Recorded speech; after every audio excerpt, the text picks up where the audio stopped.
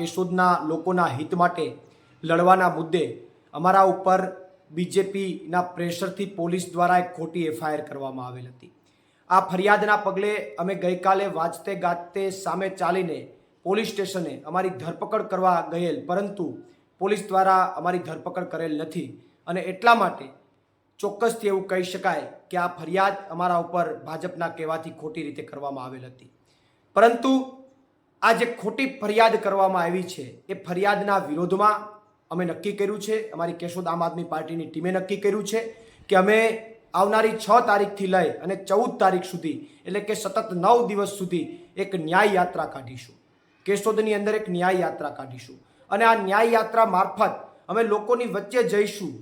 લોકોની વચ્ચે door to door જઈશું, જનસંપર્ક કરીશું અને કેશોદના લોકોને અમે